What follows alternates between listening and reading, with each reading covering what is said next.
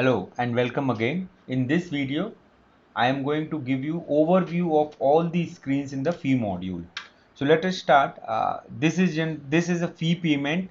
Generally ये in school वाली नहीं है, ये जो स्टूडेंट्स हैं जब वो ऑनलाइन फ़ी पे करना चाहते हैं ये उसके लिए है, तो ये टैब हम यहाँ से हटा देंगे। मैनेज फ़ी मैंने फर्स्ट वीडियो में आपको ओवरव्यू दे ही दिया कि ये स्कूल फीस डिफाइन करने के लिए, फिर अप्लाई करने के लिए और ये शेड्यूल देखने के लिए। Now let us talk about discounts and penalty. Okay, तो जैसे आप अगर फर्स्ट वीडियो देखे थे, जिस तरीके से हम फ़ी डिफाइन करते हैं उसी तरह से हम पहले एक डिस्काउंट डिफाइन करते हैं, करेक्ट। सो लेट अस से मैं आपके सामने let me give you the overview first and then I'll come to discount part. So यहाँ पर हम उसी तरह से एक डिस्काउंट डिफाइन करते हैं, लेकिन ये एक इम्पॉर्टेंट चीज़ ये है कि जब हम यहाँ पे फ़ी को डिस्काउंट को डिफाइन करने चाहते हैं तो हमको यहाँ ना एक फ़ीस चूज़ करनी पड़ती है कि ये डिस्काउंट किस पर्टिकुलर फ़ीस के लिए है, करेक्ट। ट्यूशन फीस के लिए, एडमिशन फीस के लिए, एग्ज़ाम फीस के लिए, और यहाँ पर हम सिर्फ डिस्काउंट को डिफाइन कर रहे हैं, अभी वो इम्प्लीमेंट नहीं हुआ है।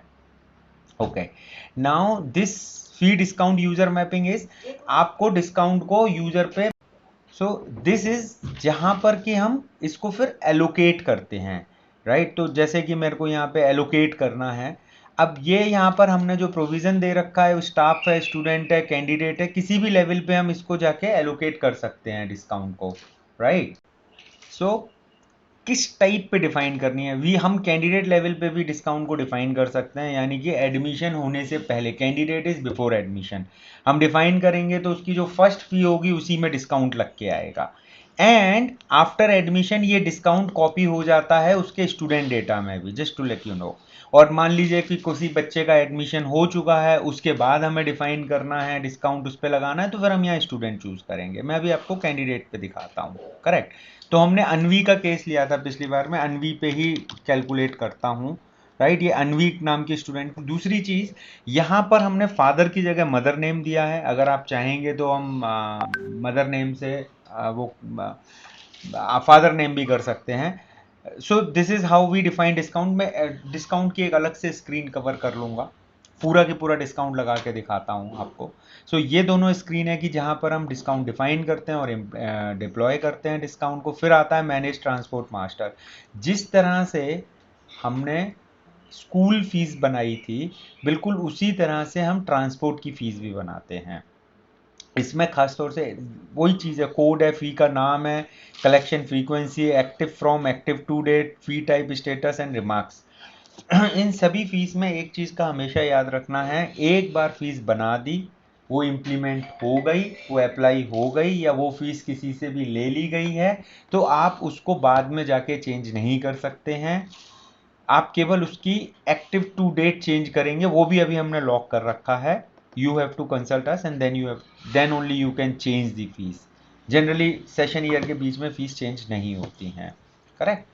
द अदर थिंग, ये स्पेसिफिक फंक्शनैलिटी है हमारे पास कि आपने ये ट्रांसपोर्ट टाइप है, आपने ट्रांसपोर्ट की जब फीस बना रहे हैं तो यहाँ पे आप अपना ट्रांसपोर्ट टाइप देखते हैं, लेकिन एक इंपॉर्टेंट है, उस ट्रांसपोर्ट टाइप पे जब आप ये देते हैं तो आप पर किलोमीटर लेवल की भी फीस डिफाइन कर सकते हैं, राइट।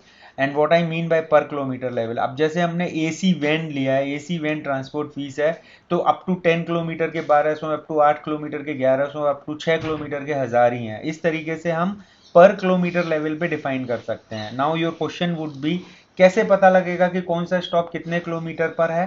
तो वो ट्रांसपोर्ट मॉड्यूल में जब आपको मैं दिखा देता हूँ एक सेकेंड के लिए, जब आप ट्रांसपोर्ट मॉड्यूल के अंदर रूट मास्टर बनाते हैं और रूट के अंदर अगर आप देखिए स्टॉप लगाते हैं, यहाँ पर असाइन स्टॉप करते हैं और एक ऐड स्टॉप डिटेल्स है, दो अलग अलग चीज़ हैं।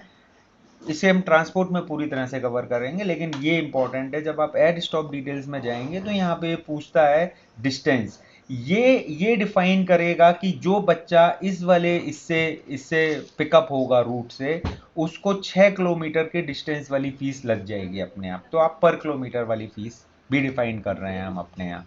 Now coming to the next important point, जो जो शायद क्वेरी आएगी कि हम पर किलोमीटर नहीं डिफाइन करना चाहते, हम सारे बच्चों से एक ही फीस लेना चाहते हैं, नो प्रॉब्लम।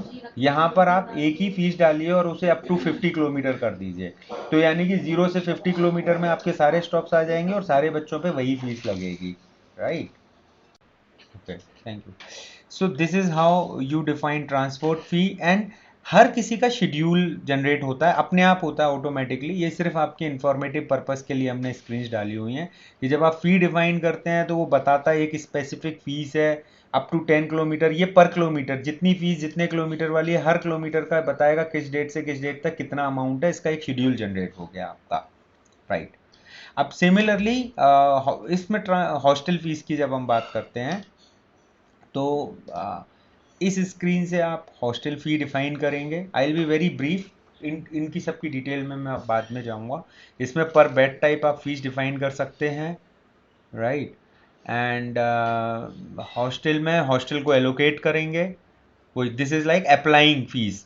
अच्छा, अब आपका एक क्वेश्चन ये आएगा कि स्कूल की फ़ीस को अप्लाई करने का हमने विंडो दे रखा है, हॉस्टल की फ़ीस को अप्लाई करने का विंडो दे रखा है, ये तो हुआ आपका हॉस्टल एलोकेशन। तो जब आप यहाँ जाएंगे किस बच्चे को हॉस्टल दे रहे हैं, उसी हिसाब से आप यहाँ पर आपके स्टूडेंट की लिस्ट आ जाएगी, आप सेलेक्ट करिए और जैसा उसका हॉस्टल टाइप होगा, ये देखिए बेड टाइप देंगे, तो वो जो बेड टाइप पे आपने फीस डिफाइन करी है वो उसकी अप्लाई हो जाएगी, कैलकुलेट होके आने भी लगेगी। सो this is how you apply. अब जो मेन सवाल था आपका कि ट्रांसपोर्ट पे अप्लाई कैसे होती है, तो ट्रांसपोर्ट पे फी अप्लाई होती है जब आप ट्रांसपोर्ट मॉड्यूल से ट्रांसपोर्ट एलोकेट करते हो स्टूडेंट को, ठीक है। इस स्क्रीन के बारे में बात करते हैं, बहुत ही इंपॉर्टेंट है invoice master.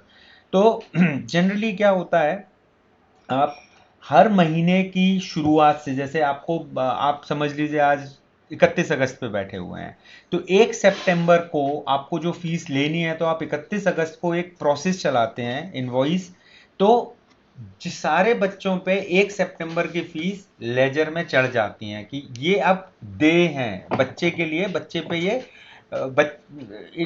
It is implemented कि बच्चे के लिए ये देनदारी खड़ी हो गई, इतना पैसा बच्चे को देना है।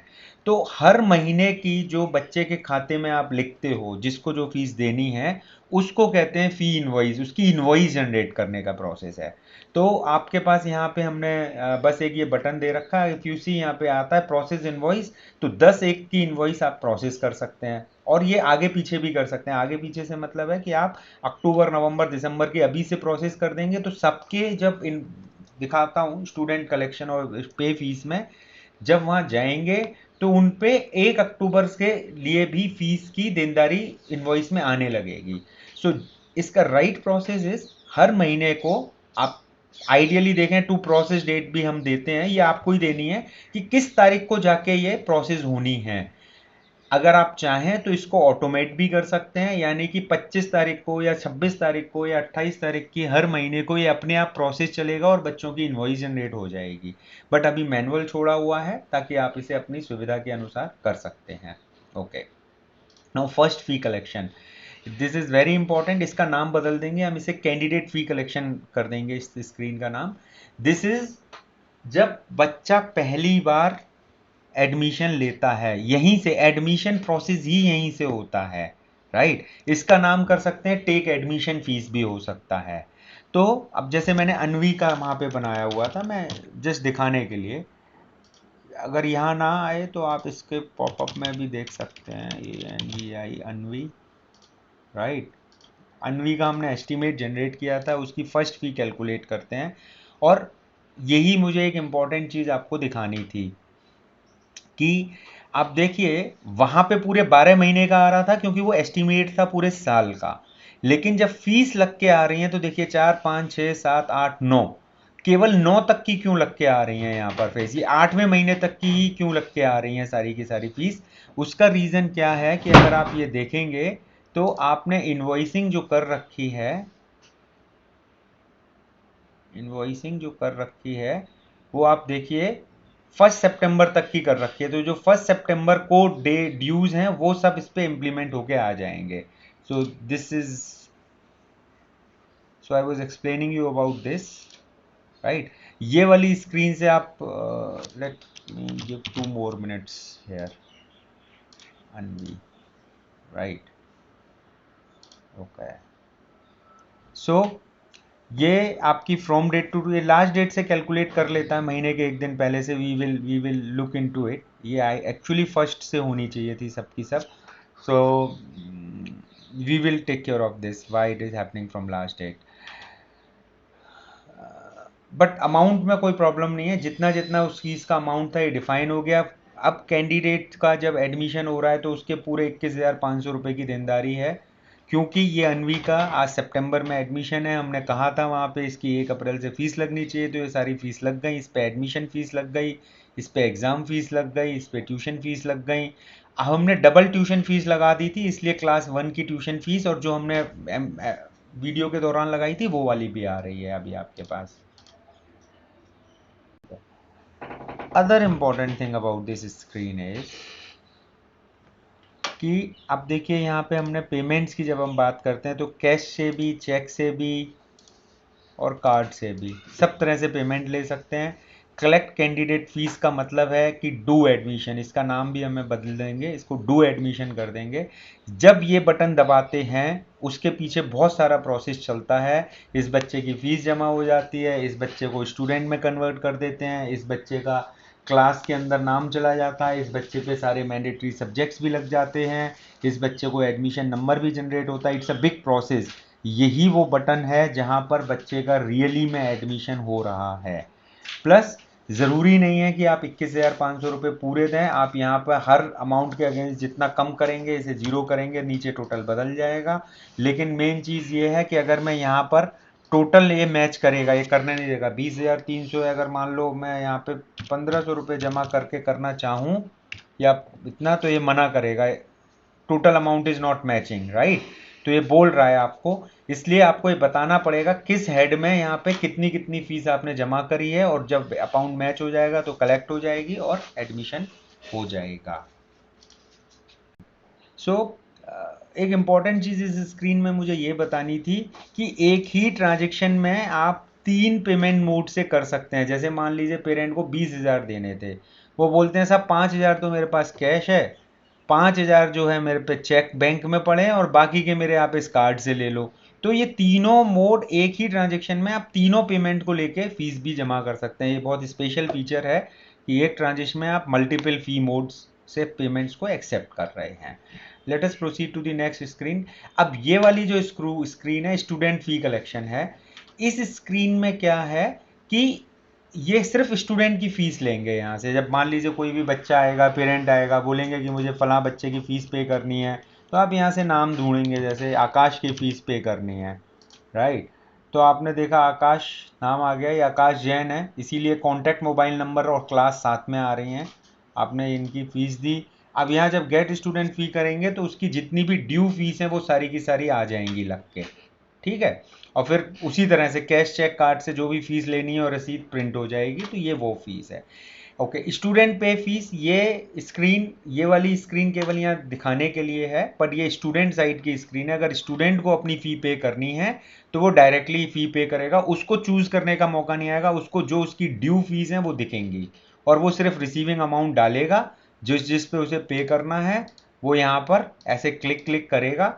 उसके लिए अलग स्क्रीन बनाई है, उसको बाई पार्ट नहीं कर सकता, या तो वो इस फीस को देगा या नहीं देगा, ये उस टाइप की स्क्रीन है। एंड देन अरियर फीस, ये केवल एक बार वन टाइम इन लाइफ काम में आने वाली स्क्रीन है।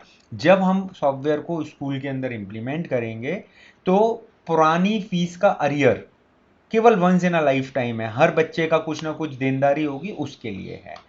So thank you for watching this video. इसमें मैंने आपको सारी स्क्रीन्स का डिटेल दिया है फीस के अंदर का, और we will meet you in next video. Thank you, bye.